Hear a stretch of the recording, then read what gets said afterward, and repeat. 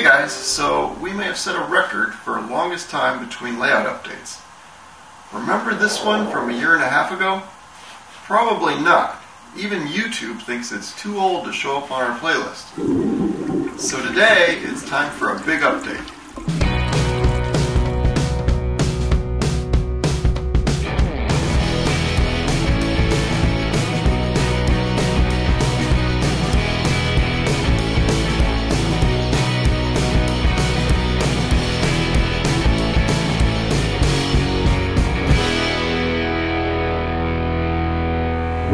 In this update, we'll take a look at the construction of the new Eastern California Railroad, how far we've come, and also how very far we still have to go to complete the layout from San Diego, California to Seattle, Washington.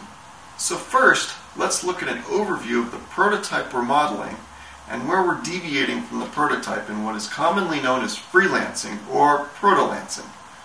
So what is ProtoLancing then?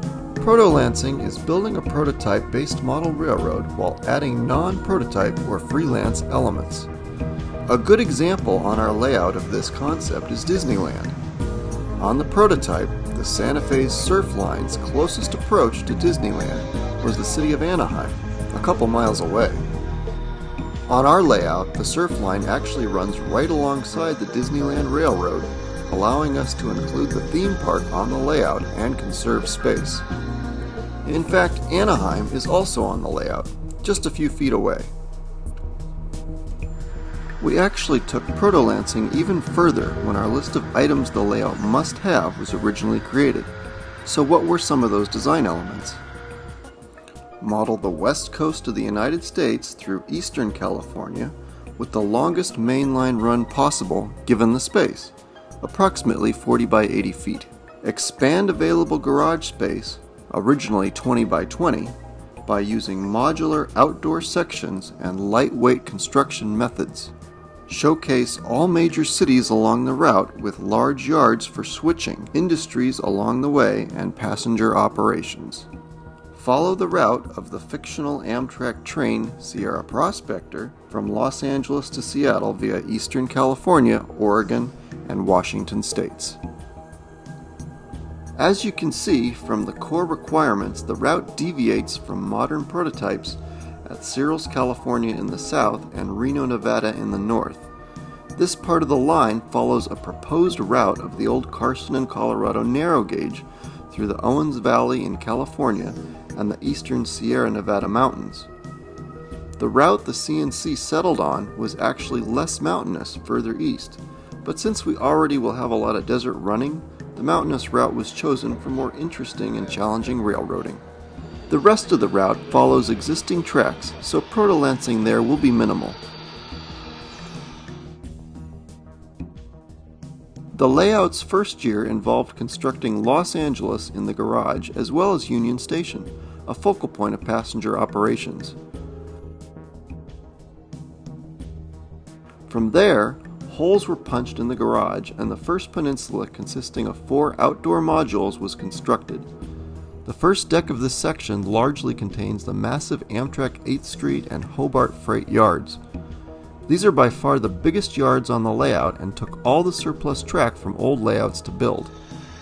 The first deck then proceeds just past Hobart to Fullerton, the first stop south of Los Angeles on the surf line.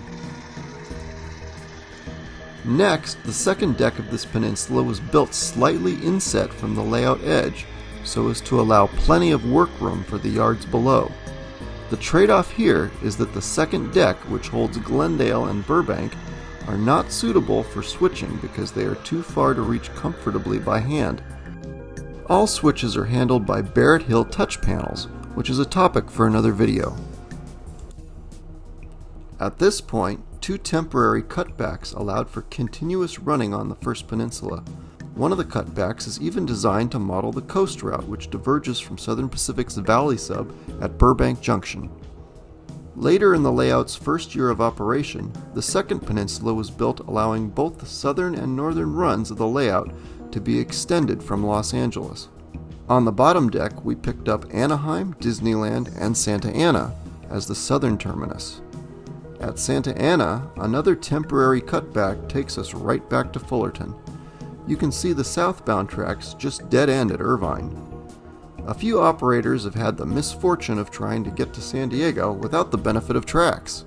On the second deck, trains now pass along Southern Pacific's former Valley sub through Sun Valley, San Fernando, the Newhall Pass, and Newhall. In reality, the Newhall Pass tunnel is single track, but because this part of our layout needs to be double track here, that's just how it's gotta be. The second deck also has a temporary cutback at Castaic Junction, with the main line waiting for future expansion.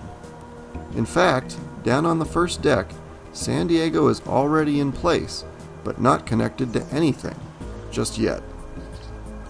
It will take another outdoor peninsula to accomplish the task, probably sometime around 2020. The backdrops on the layout are photo printed either from panoramas we've taken or oftentimes Google Street View that has been joined and modified in Photoshop. We'll do a video on this process, which is inexpensive and very versatile. For example, in this backdrop, the Google Street View is in the foreground and has been composited over a high-resolution panorama of the LA basin that is used in multiple places on the layout. So the foreground is accurate for the specific area modeled, while the sky and distant background is the general region. Other highlights of our first year of progress included the Faller car system that runs through downtown Los Angeles. This layout within a layout features 3 different routes for cars around downtown using a magnetic wire buried under the road developed by Faller in Germany. These delicate cars, trucks, and buses are really popular with the kids.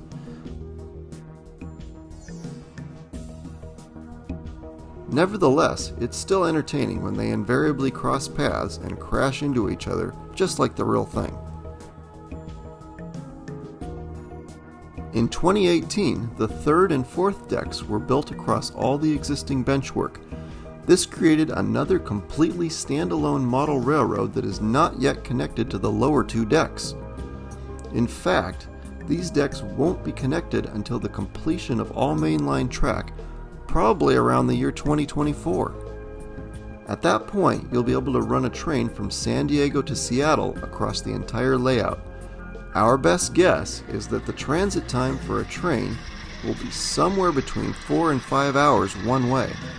That's longer than the time it would take to fly between those 2 cities. The section of the route modeled on the third and fourth decks is known as the Inside Gateway. The layout is the middle portion of the run in Northern California and Southern Oregon. The first town along the route modeled is Blairsden, California, a bit west of Portola. From Blairsden, the railroad descends the Williams Loop. Less well known than the famous Tehachapi Loop in the south, the Williams Loop features some beautiful scenery and is its own feat of engineering. From Williams, there are miles of creekside running and trees. After realizing store-bought trees would be cost prohibitive, a tutorial on Ken Patterson's channel gave us the solution. This topic also deserves a video of its own, as we have improved upon the technique and have produced trees that are more realistic and affordable than most of the trees you can buy.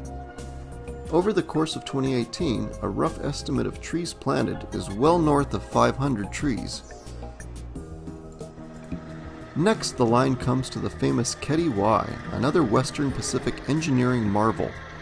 The Y serves as a junction between the Feather River route and the Inside Gateway, which heads north. The Eastern California Railroad follows the route north, having jogged west from Reno Junction. But both directions are active parts of the main, with the tunnel portion of the Y forming a passing siding. The Feather River route to Sacramento, California ducks into a tunnel and reappears along the creek before rejoining the northbound main in another tunnel. After more creekside running, the line enters the garage, which contains the towns of Indian Valley in Northern California. Greenville Depot is the last structure to be built for this section of layout, and scratch building will be another future video topic, as we hope to show you it's not as difficult or intimidating as it might seem. From Greenville, the prototype and our model start some serious climbing up to our 4th deck and Lake Almanor. This section is right above Union Station, and in another creative solution to a problem, this part of the layout is suspended from rafters in the ceiling, allowing Union Station to be wide open space. Doubling back past Lake Almanor, the line keeps climbing. We pass the city of Westwood. We cover about 100 miles of tree-lined running in Northern California in a few meters of actual space. It's okay though, there's really nothing out there, except a few Sasquatch. There is a crossing of Pitt River that is a bit more dramatic than the prototype, but creates a nice centerpiece scene above Los Angeles at eye level. Around the next peninsula is Bieber, California, the crew change point for the current owner of the line, the BNSF Railroad.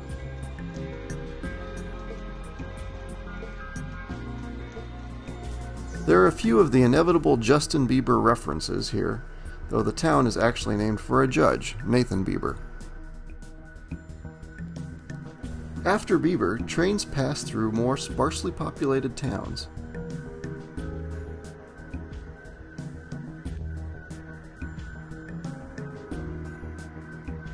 And yep, this is really a grain operation in Hanshin, California, near the Oregon border. And just as trains pass out of another hole in the garage, they enter Oregon. Another goal of the layout was to have a wealth of switching opportunities along the main, so locals can be sent out to work them before assembling manifest trains in the nearest yard. In the case of Southern Oregon, the nearest yard will be Klamath Falls, just on the other side of the First Peninsula. The guys joke that Klamath is a lot easier to stage trains because it's near eye level versus Hobart, which can be a literal pain in the knees to work. Like most significant towns on the route, there is a platform for passenger trains like the Sierra Prospector. Roads and platforms will be another video. From Klamath, the route follows that of the Coast Starlight past the namesake Klamath Lake and US Highway 97. Chilcotin, Oregon offers a bit more switching before some more tree running up to Chemult. In Chemult, the Coast Starlight heads west, while the Sierra Prospector continues north to Bend and Pasco, Washington.